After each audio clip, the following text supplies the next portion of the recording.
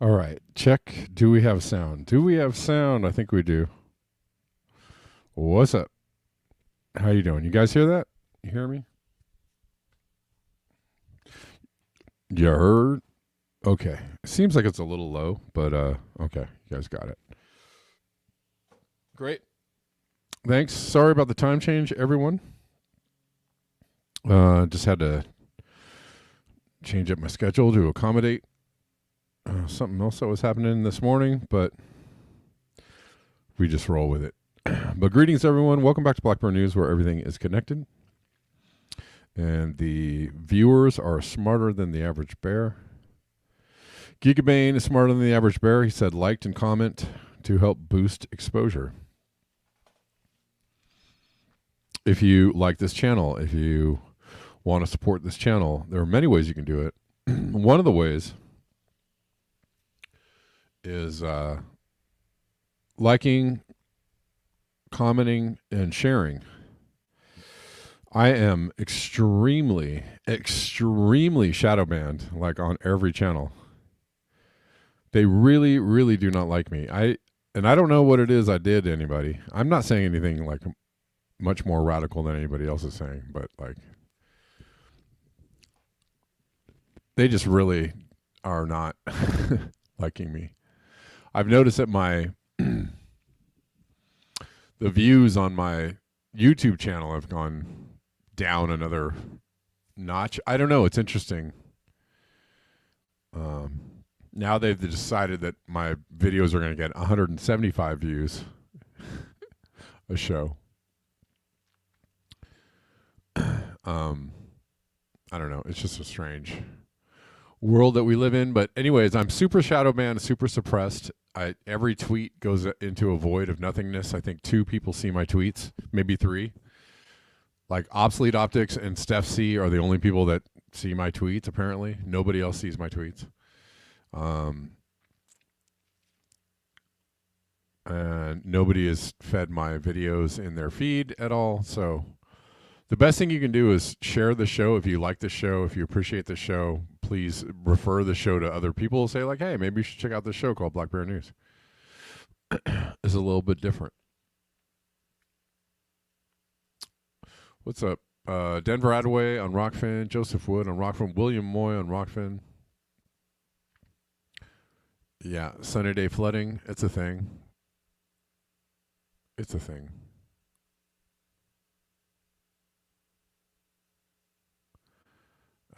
All right. Yeah. So anyways, let's get into it. We don't have a lot of time. And this is a rather long video that I want to watch, but before we do that, just a few things. We're going to everybody saw this, right? Yesterday? Did everybody see this? Try not to be too far behind the times. This is a Terminator. They have a robot dog now for sale to government agencies and the general public. This is an Ohio-based firm selling a robot dog called the Terminator with a flamethrower attached. And I'm like, of course.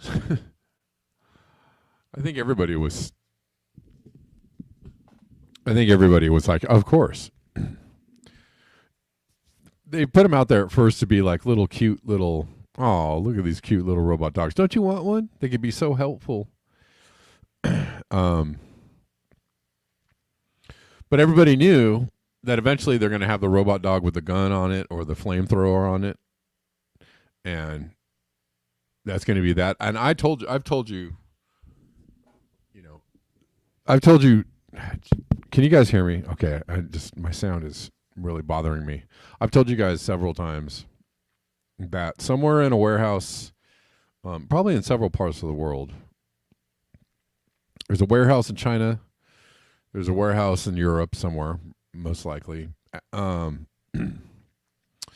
South America, and somewhere in the Midwest, there's a warehouse where they are cranking out thousands of these robot dogs a day, right? And there's just going to be, there's literally like a multi-million robot dog army out there being amassed, right? And eventually they're going to push the button and all the robot dogs are going to go and scurry to their appointed posts, which is going to be the end of your block. And then it's going to be a really dark day, right? Because the robot dogs are going to be the sentries for the new dystopian concentration camp that we're all going to live in. And I'm sure they've got humanoid robots doing, they're making humanoid robots as well, but so they're just making as many of these things as they can until they get to a point where they're like, all right, we have enough so that we could literally scare the bejesus out of everybody, right? We could send like 5 of these things down everybody's street in the U.S. and scare the living pants off everybody, and everybody will just be like in their homes going, "Oh shit."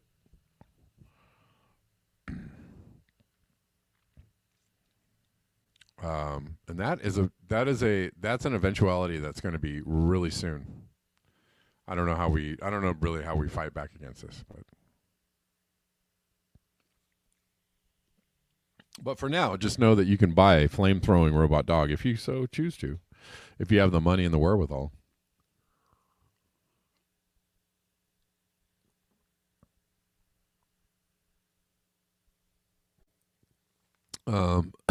What else is happening? Real quick. Here, this is a. I love to show things 2 days late, but this is all of Taylor Swift's flights in 2023. This is one person. Sorry. Did you guys see the robot dogs? I'm sorry. Did I even show you the robot dogs? Hold on. I had a little talk about it, and then I didn't even show you the robot dogs. What kind of host am I? What kind of guy am I?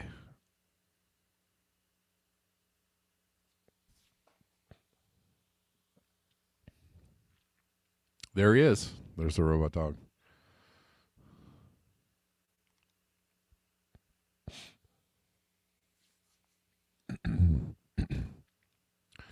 Anyways, I feel like everybody's seen this video now.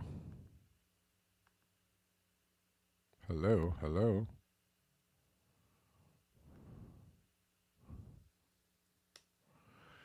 And here is all of Taylor Swift's flights, in case you were wondering what one person is doing to the planet.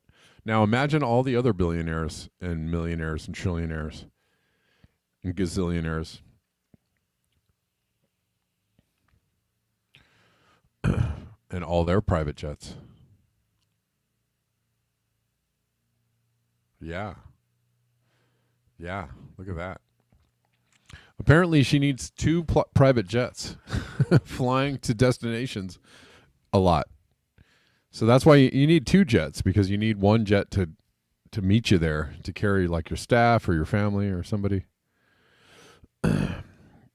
This is why we're not even done with the year yet. Where are we? Where are we in the year? Still going. Still going. Anonymously on the internet. Hold on. Hold on there.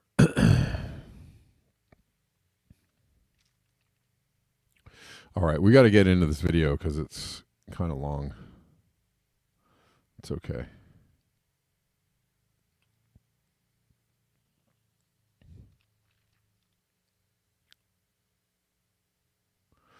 There you go. What can one person do to the planet? Okay.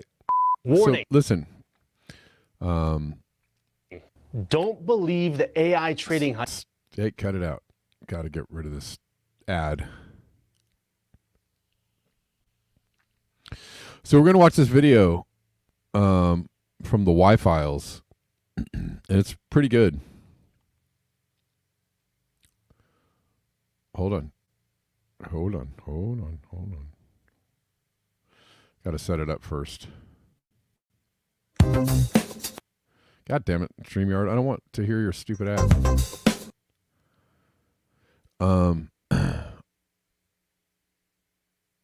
Okay. Limited, clean, free energy. Hold on. Okay. There's some ads in here and some stuff we're going to have to try and get through.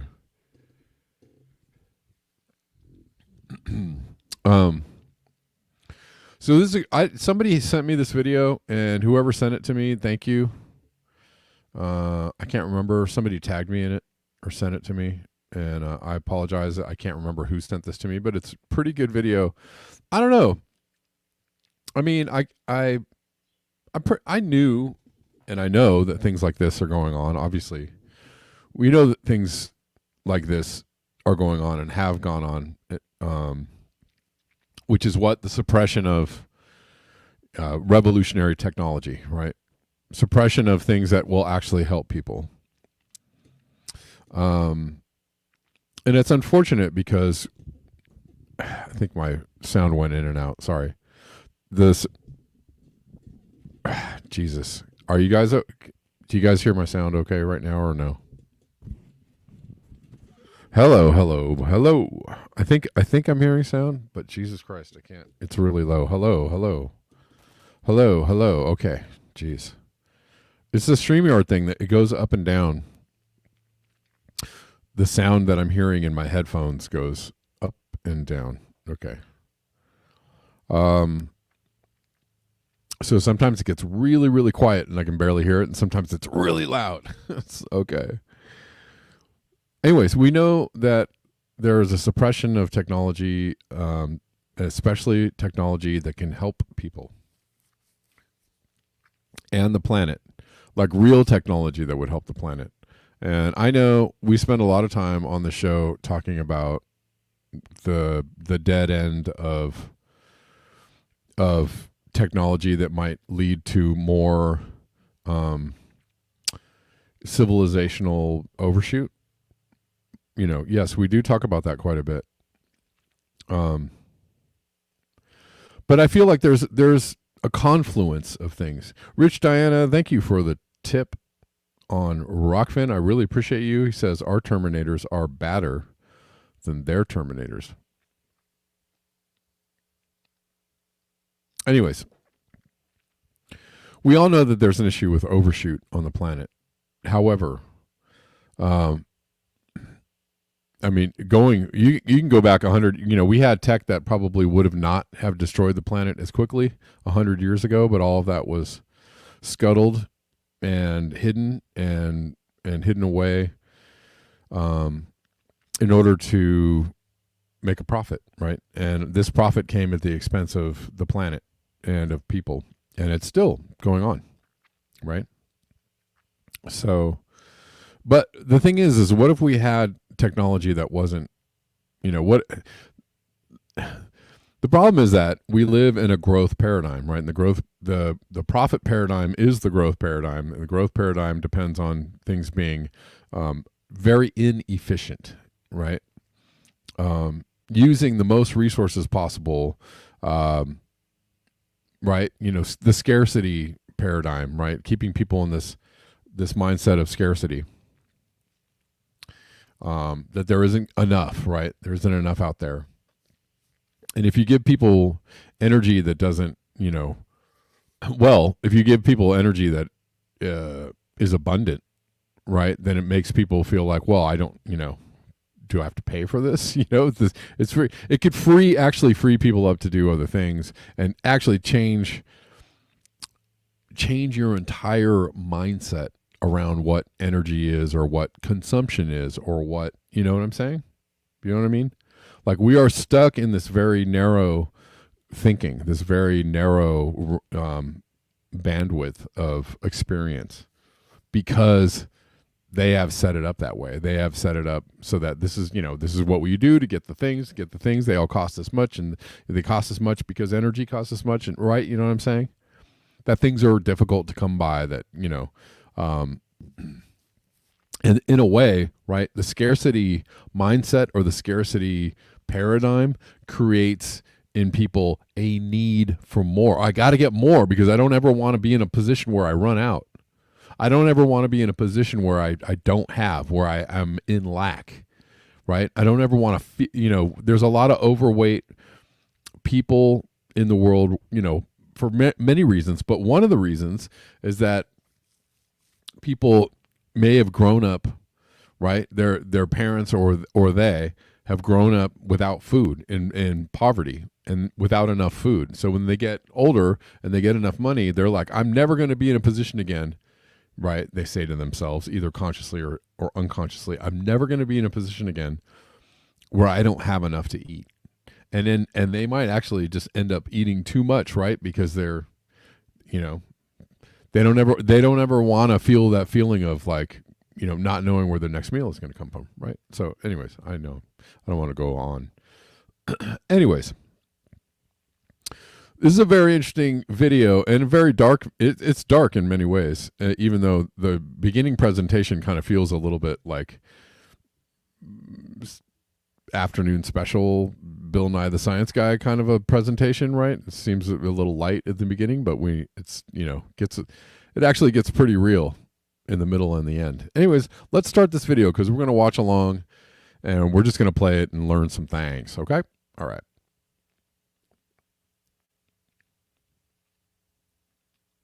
For decades, we've heard about the catastrophic effects of fossil fuel pollution. And for just as long, I've been hearing that global warming is a myth. The two sides are constantly at each other's throats, but it's a fight that's completely unnecessary. The technology to create unlimited, clean, free energy has existed for over 100 years. Dozens, perhaps hundreds of inventors have created machines that pull energy out of thin air, machines that could defy gravity, levitate, and fly. Machines that bend the fabric of space-time itself. These machines sound not just like science fiction, they sound like magic. So where are these magical devices? Well, when the inventors patented and publicized their technology, they performed another magic trick. They disappeared.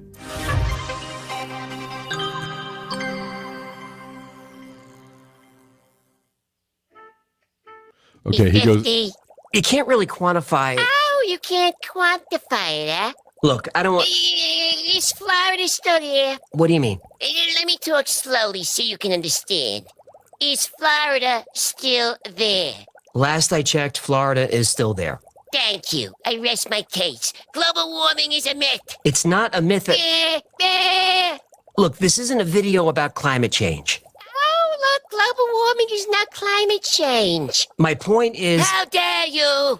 Look, do you want clean air? Clean air? No, who cares? Fine, but do you want clean water? Well, yeah. Right. The point of this episode isn't to argue one side of the climate debate or the other.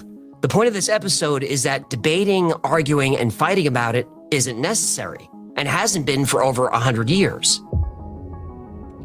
Since the 1920s, and perhaps even earlier, scientists have discovered many different ways of making energy less expensive and more efficient. However, in every single case, their technology was suppressed. And in many cases, the inventors died under strange circumstances. Okay, you've got my attention now. Charles Pogue was a Canadian mechanic and car tinkerer. In the early 1930s, he started experimenting with carburetors, trying to improve fuel efficiency. Now, if you're not a gearhead, a carburetor is a part of a gas-powered engine that mixes air and fuel for combustion. The mixture is then sent to the engine cylinders, where it's ignited to power the engine. Now, unlike traditional carburetors, which mix air with liquid gasoline, the Pogue carburetor fully vaporized gas before it entered the combustion chamber. This made the engine more efficient, much more efficient. In 1936, Pogue was issued a patent for a high-mileage carburetor. This was his third iteration of the invention and his third patent. In early 1936, the Breen Motor Company tested the Pogue carburetor on a Ford V8 coupe. It got 26.2 miles on 1 pint of gasoline. That's almost 220 miles per gallon. Ford tested it. They got 200 miles per gallon. The Pogue carburetor was tested for Canadian Automotive Magazine. Okay, how long ago was this? How much fossil fuel, the amount of fossil fuels that could have been not burnt, the amount of emissions that could have been saved. This was 70 years ago, 80 years ago, almost 70 years ago. We could have had 70 years of, greatly reduced emissions had we even had, we didn't even really need, if you really want to get deep about it, we didn't need the combustion, the combustion engine that burned fossil fuels. But let's assume that we absolutely needed to burn fossil fuels. The efficiency of these things would have reduced the emissions that were let into the air, right? For 70 years, the emissions would have been so It's just insane. It's mind-boggling to think about the damage that was done in the name of just pure frickin' greed. They reported 218 miles per gallon. Now, that article created a lot of excitement, but it wasn't good news for Charles Pogue. On the Toronto Stock Exchange, oil company stock prices crashed. Brokers were swamped with orders to dump all oil stock immediately. Soon after that, Pogue shop. I mean, that part is amazing that they, obviously this is early, way back in the day. But just the news of this alone, the news of this invention alone crashed oil prices on the stock market. That's freaking amazing. Was broken into. All carburetors, equipment, notes, and documents were stolen. He never built another one. He never spoke of the invention ever again. Someone got to him. That's the rumor. But carburetors aren't complicated. If one man figures out how to make an engine more efficient, others could do this too. And they did. But the oil companies did not forget about Pogue and the damage he almost caused. Fuel-efficient engines were not good for business. So the oil companies lobbied the U.S. government for help. And a few years later, in 1951, help arrived.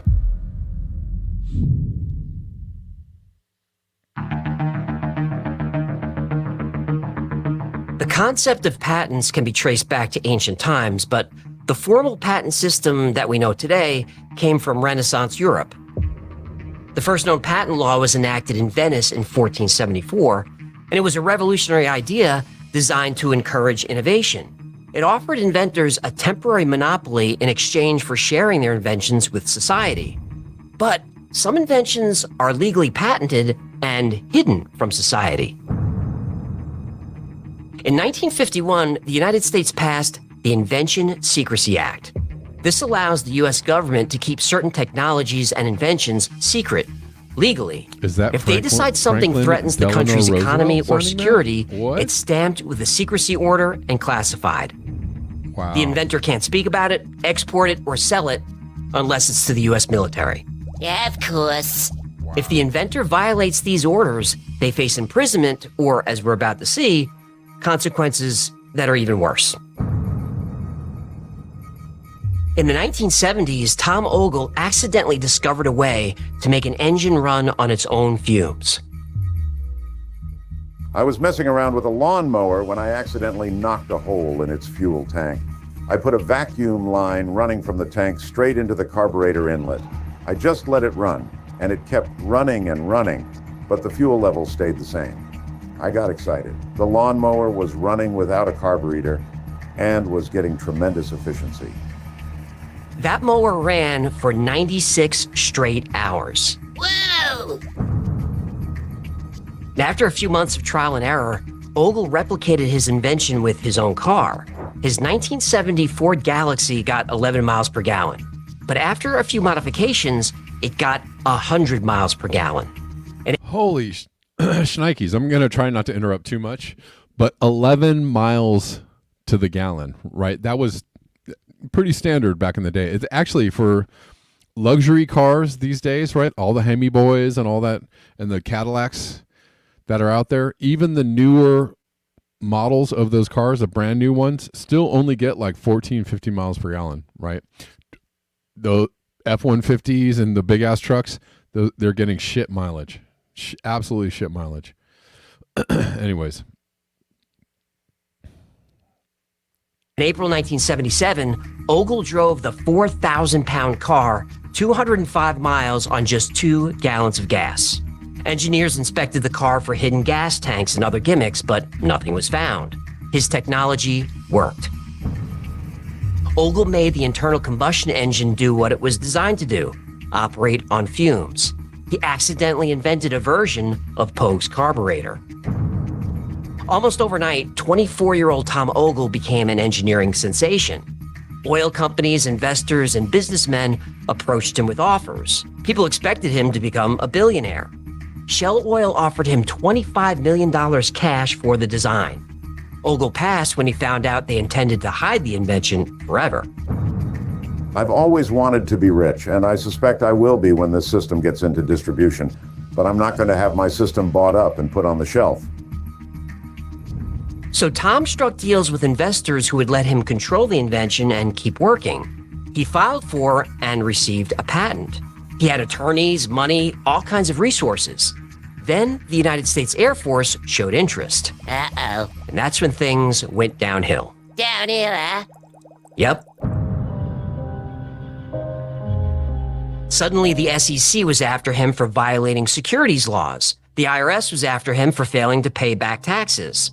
The next few months were a mess. Ogle's wife left him and took their daughter. Legal battles were everywhere. Investors were fighting for control of the patent. Then, on April 14th, 1978, Ogle was shot by a stranger outside a bar. No suspect. But he survived. But not for long? No, not for long. On August 18th, he went to a friend's apartment where he collapsed and died. His death, which involved painkillers and alcohol, was ruled an accidental overdose, though Tom Ogle had no history of drug use. Ogle's friends, family, and attorney claimed this was a cover-up for murder. But the damage was done. Tom Ogle was gone, and his invention, despite the overwhelming evidence that it worked, was conveniently forgotten. Later that year, the U.S. and Saudi Arabia negotiated the United States-Saudi Arabian Joint Commission on Economic Cooperation. They agreed to use U.S. dollars for oil contracts. The petrodollar became the de facto currency of the world that day. This made the U.S. government much more powerful and made oil companies richer than ever. A few years later, Lieutenant Colonel Charles Brown, a former member of Project Blue Book, made a similar invention. He created a device that attached to the air intake of a vehicle, reducing emissions by 50 to 70% and increasing miles per gallon. I treat air, and out of air, I make it more than just providing oxygen for the combustion process. There are combustion stimulating molecules and radicals generated in this process. Thunderstorm in a bottle. Now, even though the Colonel's invention reduced emissions and cleaned the air, the EPA shut him down. The Environmental Protection Agency is a bit of a dictatorial police agency. They call themselves a protecting agency, but they are a police agency. EPA cannot approve a fuel-saving device. They put out reams of documentation stating that something will not work. Soon after, he received bomb threats. His lab was vandalized and everything was stolen. He lost his life savings and his work was stopped. Like Charles Pogue and Tom Ogle, Colonel Brown took his technology to his grave. These inventions still used gasoline and oil. They didn't necessarily threaten the fossil fuel industry, yet the government or someone still shut them down. So you can only imagine what happens when you invent a car that doesn't need gas at all.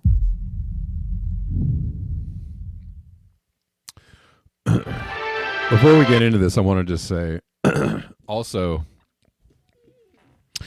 so the implications here are that they shut down the efficiency of these engines or carburetors or whatever, because they knew that it was going to, that was going to throttle the sales of gas, right?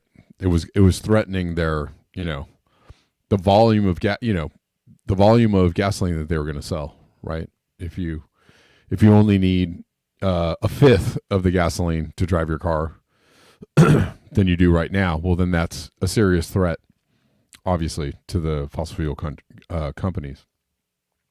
Y'all remember? Oh God, now I'm blank. The film with Michael Douglas, where he lives in LA and he goes kind of crazy. Oh, why I'm blanking on the name right now. Right, he loses it, and he goes around just like breaking shit and talking shit. Anyways, when he gets to the they have like the road construction all over the place, and he gets up to the road construction and he's like, they're not doing anything, they just put the shit here.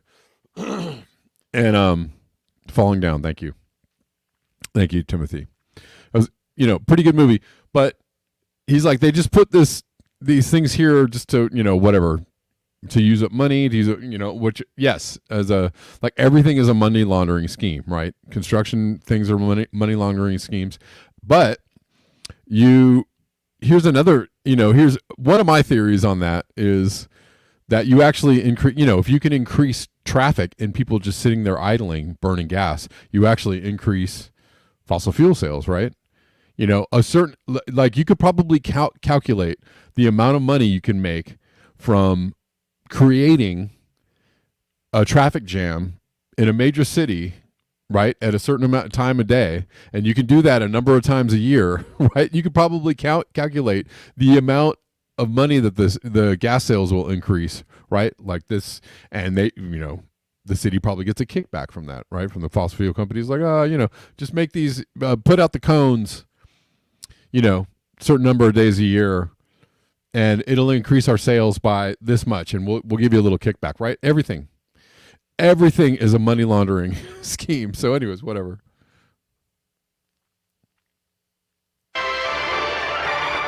The top our news here at 6 o'clock, an age-old dream becoming a reality. A local inventor has discovered a way, hear this, to use water to run your car. The answer to dependence on foreign oil lies all around us. A car that runs on water instead of gasoline. A man who invented an engine that can run on water. Any kind of H2O, he says, can power just about every type of engine. He's come up with a device that will hook up to any engine and allow it to run on good old H2O. Stanley Meyer. He's been offered $1 billion in cash by oil-producing countries to sell his patent. So far, he hasn't sold. Stanley Meyer did not keep his invention secret. He went straight to the news. His announcement made headlines across the country and around the world. He had invented a car that could run on nothing but water. The technology is called electrolysis. This is using electricity to split water into oxygen and hydrogen gas. Now, this isn't a new invention. In 1789, Jan Rudolph Diamond used an electrostatic machine to generate electricity from water that was then discharged to gold electrodes. And throughout the 19th century, various inventors and scientists created machines that could split water into oxygen and hydrogen. But there are a few problems. The process requires a lot of energy, and it requires perfectly pure water. No minerals, no chemicals, nothing. It has to be nothing but H2O. It's very hard to produce pure water. Not only do you need pure water for electrolysis, you need lots of it. Stanley Meyer's engine didn't require much water at all. Stan estimated that if he took his water-powered car from coast to coast in the US, it would use only 22 gallons of water. And the biggest breakthrough, it didn't need pure water. It could run on ordinary tap water. He called his invention a water fuel cell injector. The injector breaks water molecules into oxygen and hydrogen. The engine runs on hydrogen gas. He took his car on tour around the country. Engineers inspected it, and they said it worked. We recently took a scientific delegation to witness Stan's work, to really evaluate it, and came back saying, this is one of the most important inventions of the century. Stan's tour got a lot of media coverage. This led to offers from investors and oil companies and even the Pentagon. Pentagon? Yeah, let me guess. That's when things went downhill. Yup. Oh, no. In 1998, Stan was at a restaurant with his brother and a few Belgian investors. They were about to sign a multi-million-dollar deal, so they raised their glasses and made a toast to celebrate. Then Stan suddenly became violently ill. He ran out of the restaurant, fell down in the street, and started vomiting. His brother ran after him. Stan's final words were, "They poisoned me." But his death certificate doesn't reflect that at all. It says he was at lunch with officials from NATO and that he died of a brain aneurysm. But if you read this statement, you can kind of tell that the coroner was already questioning whether he was actually poisoned or not, and just dismissed being poisoned as such a blatant lie and not true. I think a brain aneurysm is a very convenient way for somebody to die, and if they were poisoned, that can cause that. Now, lots of people have heard of Stanley Meyer's water car. But what most people don't know is that the water-powered engine wasn't the only disruptive invention in Stan's garage. He also had a toroid-shaped... Donut-shaped. He had a donut-shaped electromagnetic device slapped with a national security order. Even in my prior development of high technology, I've had patents taken from me. I learned from the School of Hard Knocks to be very cautious. He was paranoid, and rightfully so. And that's why if you try to replicate the technology in Stan Meyer's patent, it won't work. He faked the voltage and frequency numbers to prevent another invention from being stolen or classified. But skeptics say it doesn't matter what numbers you use, the engine won't work. They say Stan's technology broke the second law of thermodynamics. That states that every time you transfer energy, energy is wasted. Stan's engine didn't waste energy at all, it created it. But that also violates the first law of thermodynamics, the conservation of energy. That states that energy cannot be created or destroyed.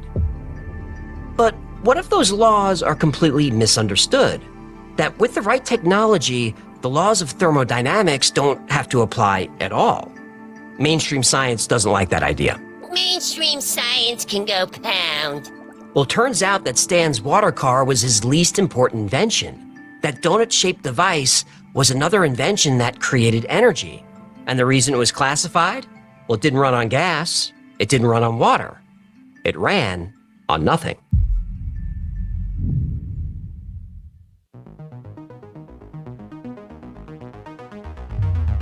The vacuum of space is supposed to be empty, and at the temperature of absolute zero, it should be perfectly still.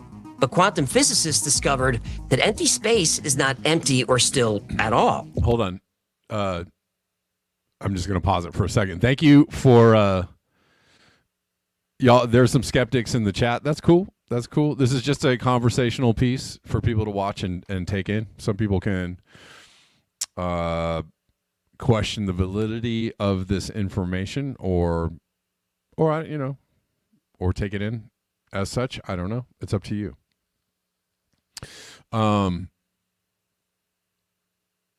He has some very interesting things to say at the, towards the end of the video about the scam of renewable energy, which is, we all know it's a scam. Anyways,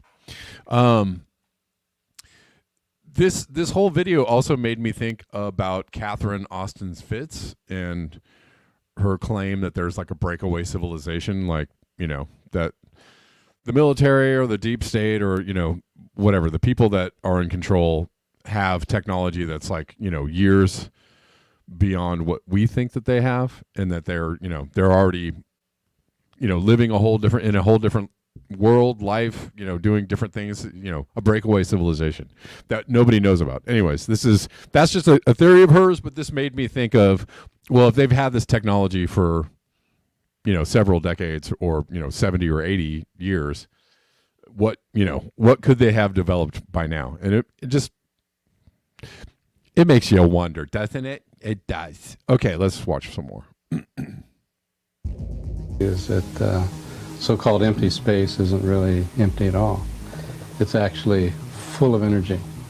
So instead of being like kind of a quiet, empty lake, it's more like the froth at the base of a waterfall or something. Now, we've all been taught that in an atom, electrons orbit the nucleus like planets orbit the sun. And in a vacuum with no resistance, the orbits of electrons should be predictable, but they're not. In 1955, Willis Lamb won the Nobel Prize for discovering what's become known as the Lamb shift. Now, in simple terms, Lamb discovered that electrons and hydrogen atoms were being disturbed by something. He discovered complex interactions between the electron and the vacuum of space itself. Space is teeming with quantum particles that blink in and out of existence. And when they do that, they use and create energy. A lot of it. But when you go to look at the numbers, you find out that there's enough energy in the volume of a coffee cup to evaporate all the world's oceans if you could get it all of it. Enough energy to boil and evaporate all the oceans on Earth from a coffee cup of empty space. This energy is called zero-point energy. And it's generated from the zero-point field. Nikola Tesla, Nikolai Kozyrev, and other scientists called this field the ether. The ether is a field in which everything exists, but it exists in a dimension that our brains can't perceive. Particles blinking in and out of existence have to be coming from and going somewhere. That place is the ether, the base layer of reality. But even though we can't see it, this layer can be disrupted with electromagnetism. Tesla famously said, if you want to find the secrets of the universe, think in terms of energy, frequency, and vibration. He tried to harness energy from the zero-point field using the tower he built on Long Island. Tesla link below. Now, Tesla's Wardenclyffe Tower tapped into this endless supply of energy. The tower was considered an over-unity device. An over-unity is when something gives out more energy than is put in. Now, mainstream science claims this is impossible, again because it breaks the second law of thermodynamics. But for over 100 years, scientists and inventors have proved that claim wrong. Zero-point energy devices also violate the conservation of energy, that energy can't be created or destroyed. But those inventors don't claim to be creating energy from nothing. They're tapping into the energy that already exists everywhere all around us. In the 1970s, Howard Johnson created the magnetron motor. It used hydrogen, magnets, light rays, and fusion to create electricity. Now, according to practical physics, his invention was impossible. But here's the thing. His motor worked, and he proved it over and over again. Still, he was denied a patent. The dilemma facing Johnson is not really his dilemma, but rather that of other scientists who have observed his prototypes. The devices obviously do work, but the textbooks say they shouldn't. Johnson is saying to the scientific community that this is a phenomenon that seems to contradict some of our traditional beliefs. For all our sakes, let's not dismiss it outright, but take the time to understand the complex forces at work here. Johnson didn't get his patent and was shunned by the scientific community. Now, Howard Johnson wasn't a weekend garage tinkerer. He was a government contractor. He worked on atomic energy projects. He made equipment for the military. Exactly. Something's in the water. Exactly. California is producing more solar power than they can use. Why aren't they selling it to other states? I just covered that article yesterday, but this actually kind of was in line with that that last bit of yesterday's show, where if you actually have the energy that might be free or cheap, that might drive down the cost of the energy that you're using. They can't have that at all, and they cover that in this video a little bit, where there's they already talked about it. You can't. Something that is too efficient, a motor or a system that's too efficient, they don't want anybody having that, right? They want inefficient. Even solar power is inefficient. The solar power that we get from our solar panels right now is very inefficient. But there are solar panels that are way more efficient out there. They just don't want people having them. Anyways, let's keep going. He already had over 30 patents for chemistry and physics devices. Science and physicists are especially determined to protect the law of conservation of energy. Thus, the physicists become game wardens who tell us what laws we can't violate. In this case, they don't even know what the game is, but they are so scared. Johnson's motor would lose less than 2% efficiency in almost 20 years of continuous operation. But he stopped working when someone broke into his shop and stole his equipment. He got the message. Thomas Murray also invented a device that could tap into the zero-point field.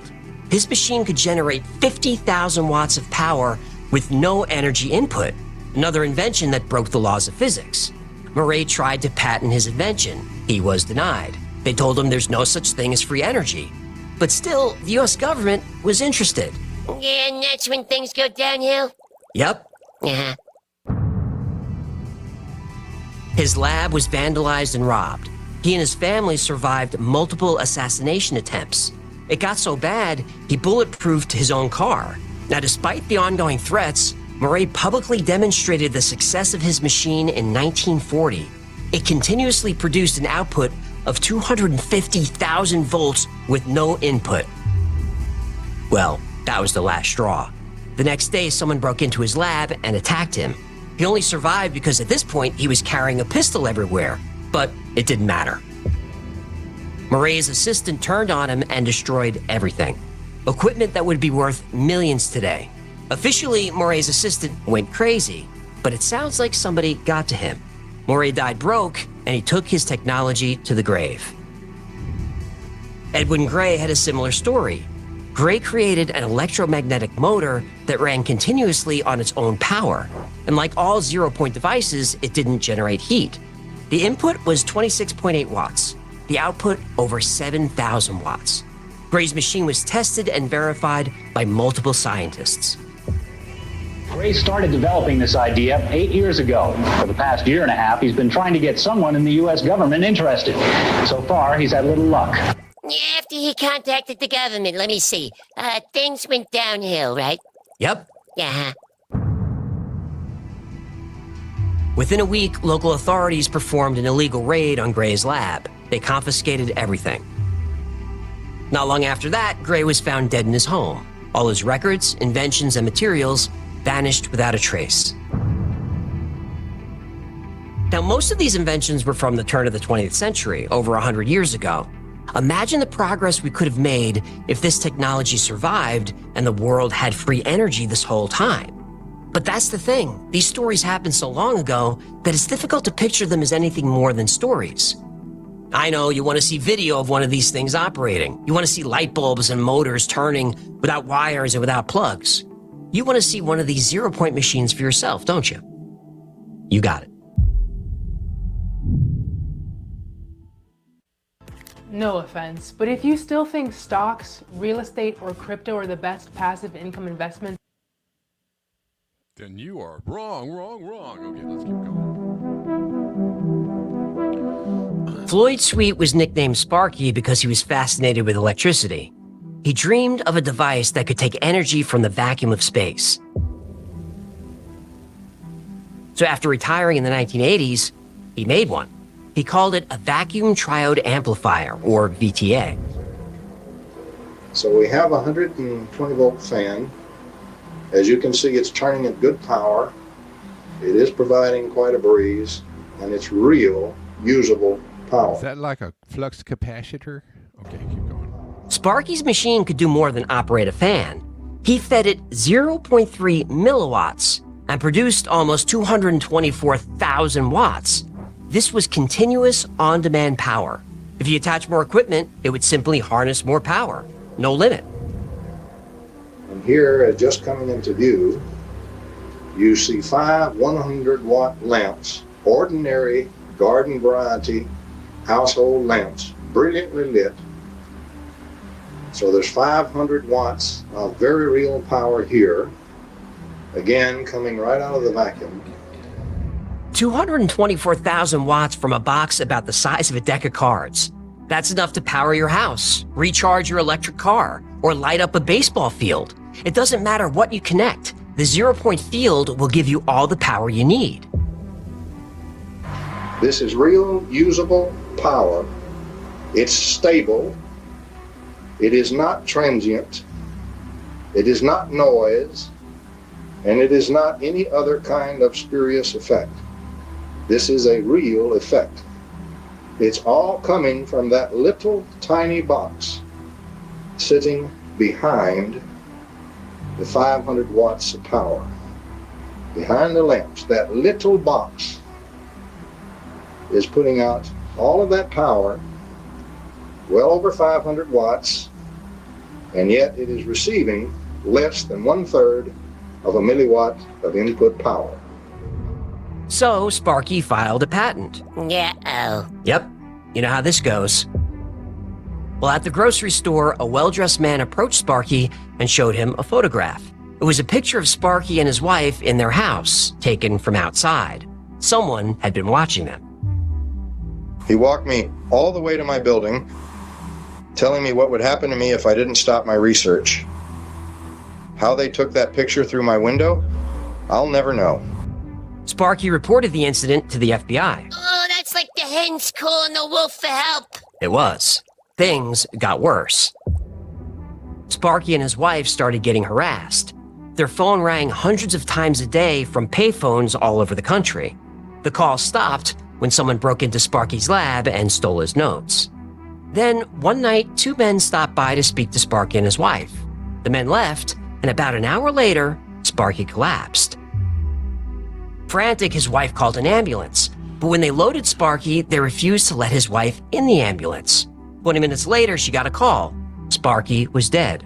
Heart attack. Less than 24 hours later, a few black vans showed up at the house. The FBI confiscated all Sparky's equipment and research, and that's the last we've heard about it. But Sparky's VTA did more than create unlimited power. It could levitate. A retired Army officer and nuclear physicist named Tom Bearden met with Sparky. He was intrigued by the VTA's potential. Bearden asked Sparky to do an anti-gravity experiment with it, and it worked. The VTA weighed about 6 pounds. They reduced the weight of it by 90%. According to Bearden's theory, gravity can become a pushing force rather than a pulling force, and that's exactly what the VTA did. Zero-point energy, anti-gravity. Now, if this sounds like UFO technology, that's because it is. Richard Doty says zero-point energy devices have been recovered from UFOs, and they operate a lot like Sparky's VTA. What this was an energy device that used the zero-point energy. That's what they referred it to as zero-point energy. And it was connected in such a manner that this device could power, from a very small flashlight or a very small watch up to a city. And the power was determined by what the demand on it was. And so each craft had one of these. Anti-gravity technology is another reality that's been suppressed for years. And researching anti-gravity, even for the US government, is very, very dangerous.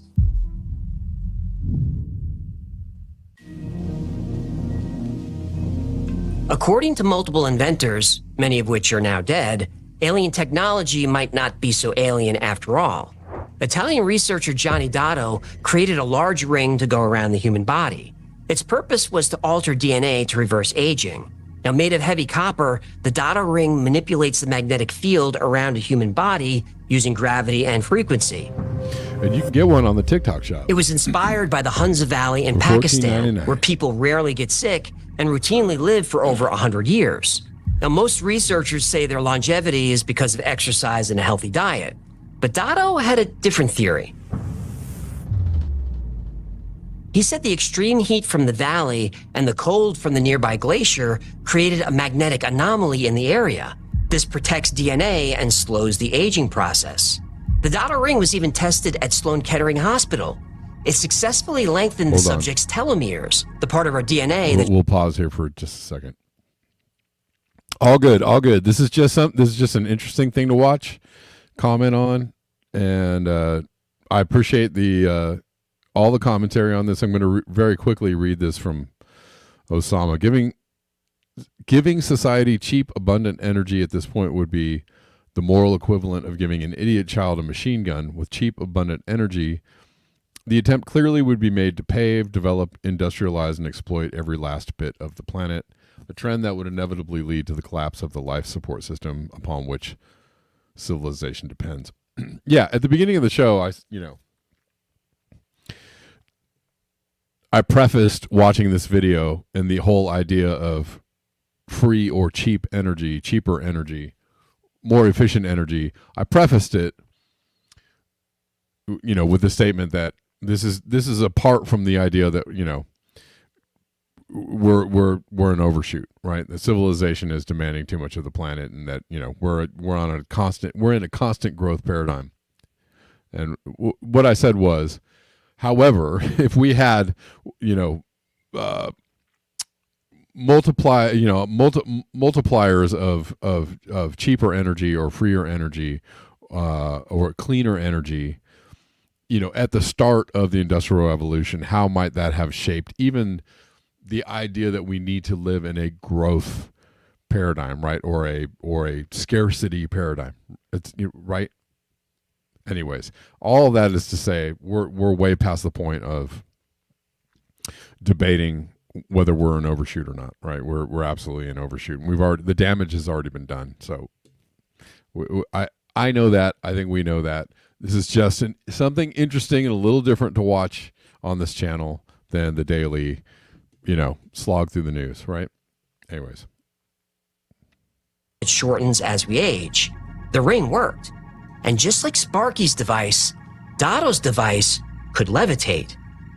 Then the FDA became involved. And everything went downhill. Yep, they shut down Dotto's research. Not long after that, Dotto was hit by a car that ran over him multiple times. The levitating, age-reversing Dotto ring vanished.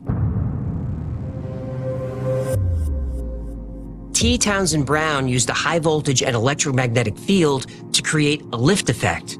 This allowed an object to move at high speeds, free of the force of gravity. Brown made a flying saucer. As with many other promising inventions developed during the Cold War years, the National Secrecy Act prevented scientists like T. Townsend Brown from commercializing or even publicizing any technology which could potentially be interpreted as having a military application. Now, anti-gravity or anti-gravitic technology was popular in the 1950s. The United States and Canadian governments were both working on anti-gravitic technology. They farmed this work out to well-known aerospace companies like Lockheed Martin, Convair, Bell, and Lear. The research was actually out in the open and created a buzz. People were excited about the new G engines and how this technology would revolutionize traveling. They talked about how everyone could have a flying car. Airplanes wouldn't need any fuel to fly. This is one of the last public mentions of anti-gravity technology. Lawrence D. Bell, the famous builder of the rocket research plane, says, "We're already working with nuclear fuels and equipment to cancel out gravity." And William Lear, the autopilot wizard, is already figuring out gravity control for the weightless craft to come. According to the gravity research engineers, the G engine will replace all other motors. Okay. We're gonna try and watch the rest of the pertinent parts of this video. We're gonna go a little bit longer, but real quick, if you like this content, if you like this show, if you enjoy watching the show every day for free, please consider supporting the show. Financially is great. I could always use the help. There are links below in the description box. There's lots of ways you can help me out. Zelle, PayPal, Venmo, Cash App, Coffees, all that stuff, right? Super chats and super rays. Already got a super ray from Rich Diana today. Thank you, Rich. Anyways, you know what to do. And thank you to the people that already support the show. You know who you are. Okay, let's go back. After that, everything went dark. So what happened?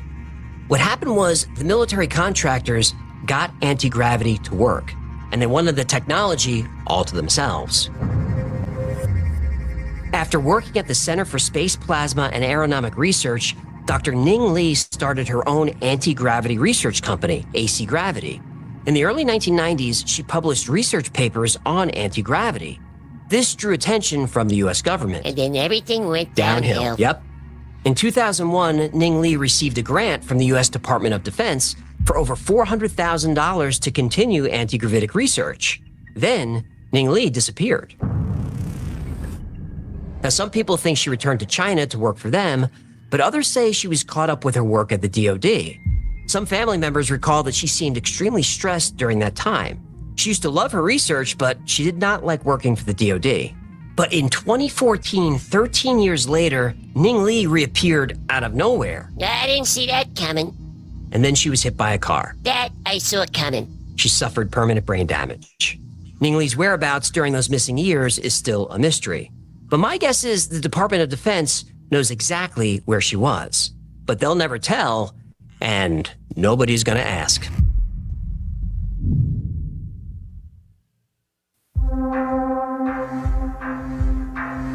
Free, clean, unlimited energy, anti-gravity, science fiction technology that some people claim is real.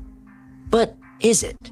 Well, search Google and Wikipedia, and they'll list most of these inventors as charlatans, liars, and frauds. Of course, that's what they say. They're in the pocket of the shadow government. I can't argue with that. So let's go through a few. Stan Meyer, the man who invented the water-powered car, receives a lot of scrutiny, probably because his story is so well known. Now, despite his claim of being poisoned, doctors said his cause of death was a brain aneurysm. Now, some poisons can cause an aneurysm, but his toxicology report showed no poison. Fake report. Well, his family thought so.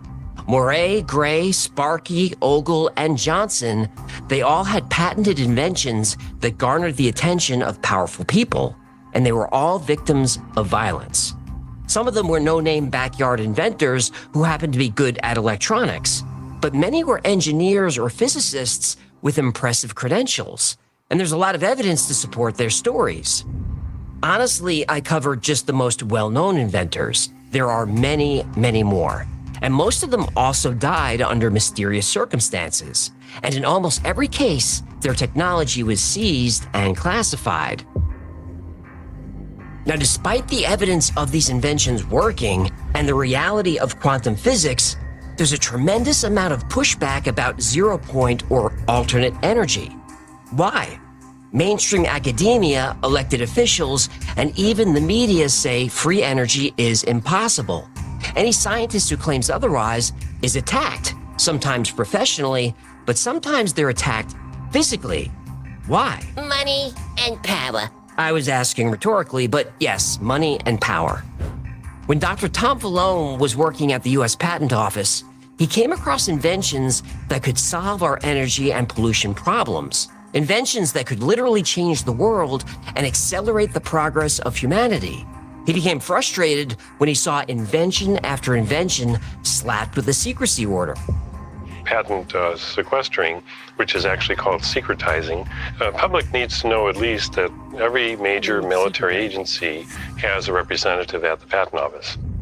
And when Vallone blew the whistle, they fired him. Just fired? I'm surprised this guy didn't get whacked. Oh yeah, he better be watching his back. Patent Office in its current approach is it's actually breaking the law. It's trying to make happy the physicists who are with American Physical Society to keep them in power with their ideas, you might say, and withhold from public use good inventions that could solve our problems, like the energy crisis. For over 100 years, these technologies have been suppressed, keeping society in a state of complacency, poverty, and pollution. The Federation of American Scientists spoke about suppression in 2010, calculating that in that year alone, 5,135 inventions were given a secrecy order. Most of these patents had to do with clean energy, anti-gravity, and alternative methods of propulsion. Over 5,000 in 1 year. So how many in 10 years? How many in 100? What technology is being hidden from us? The latest buzz phrase is green energy, or the green movement. That sounds nice. We all want a clean environment. But green energy, as currently defined, is a fad. No, that's not the right word. Green energy is a scam.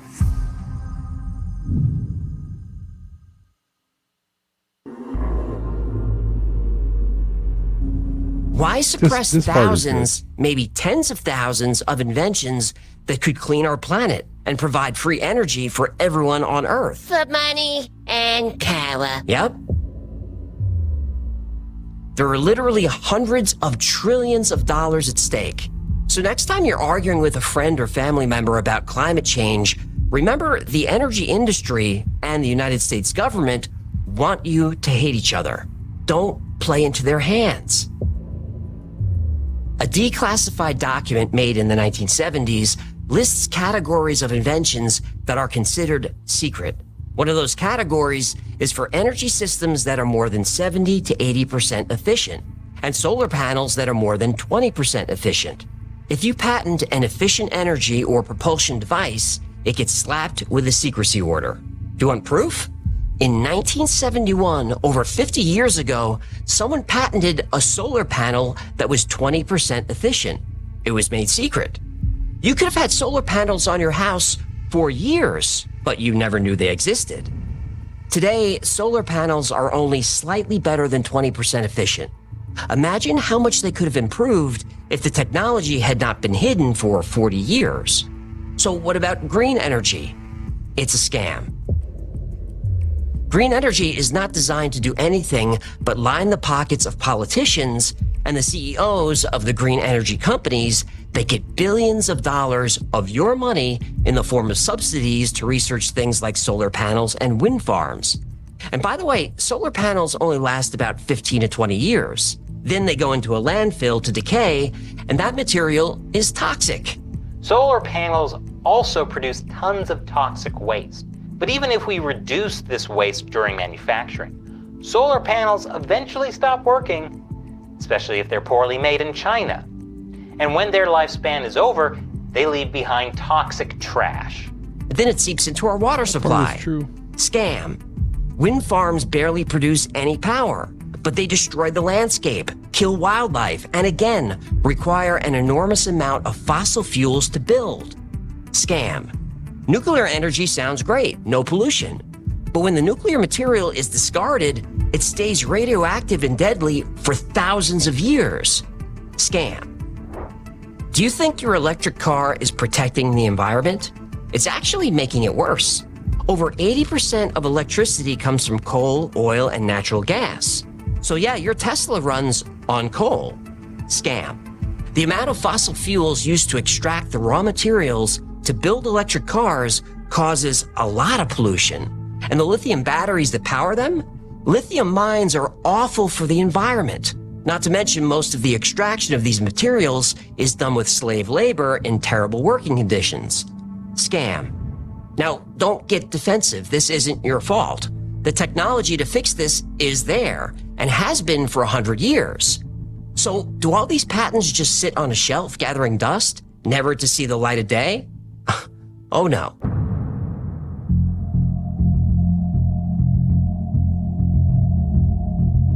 A scientist named Salvatore Paese has multiple patents strikingly similar to allegedly impossible inventions.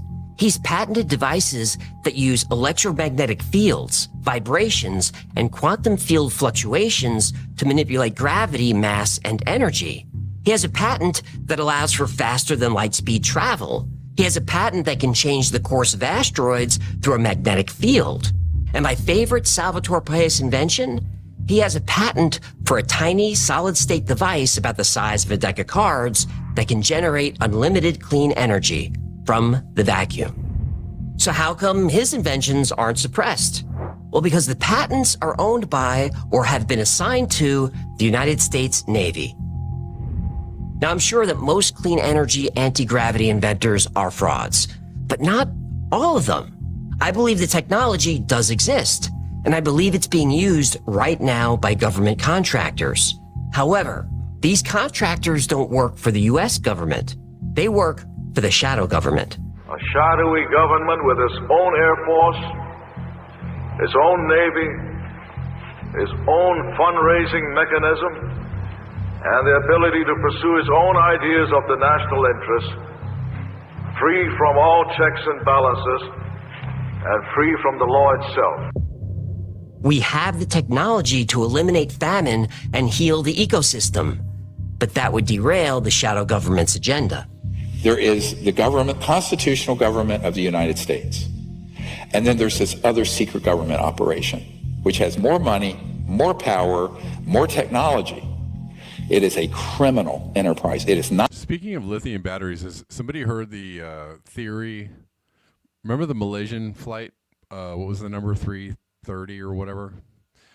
That went down, when was it? 2012 or something like that? Years ago, over a decade ago. The theory is that there were just lithium batteries in the hold and they caught fire and took the plane down. I don't know. Anybody know about that? Not sanctioned by the president. It is not sanctioned by Congress. And yet they're using our tax dollars and are raping the planet and destroying the earth and impoverishing half the planet.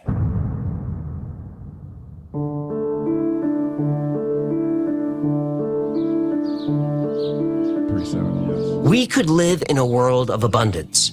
No more wars for energy. But the shadow government becomes powerless in a world of abundance. They derive their power from scarcity because they control the resources.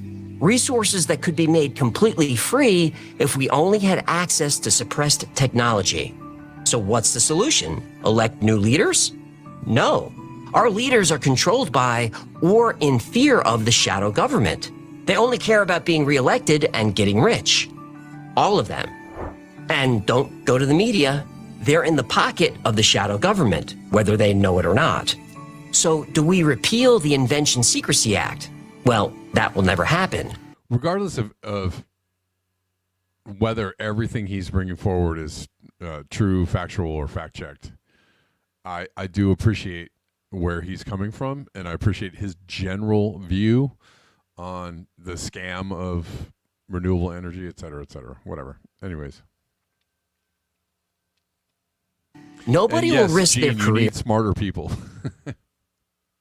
Maybe somebody knows something about what people in general would do with more power and energy than they have. Who knows?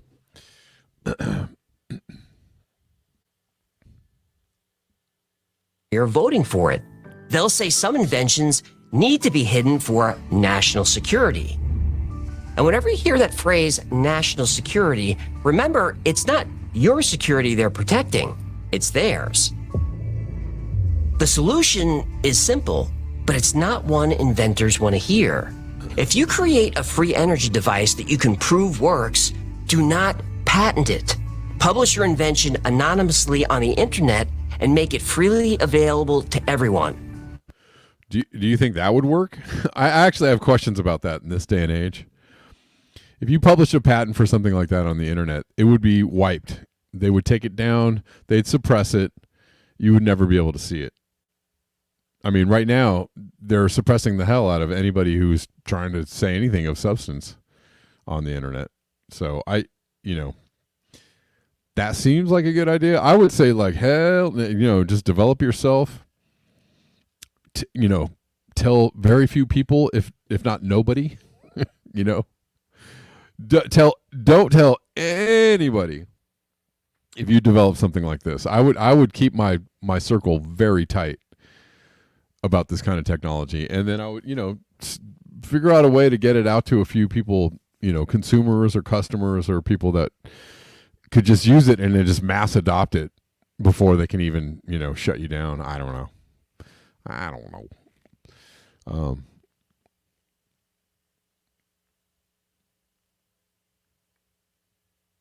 Anyways, guys, I gotta go.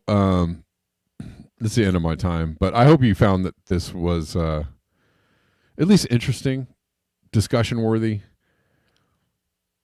and I feel like it's topical in this day and age. I did get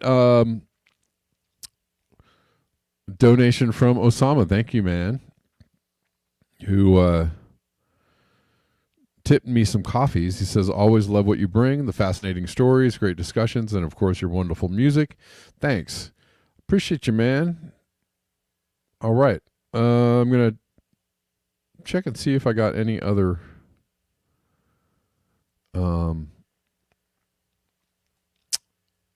donations on this one.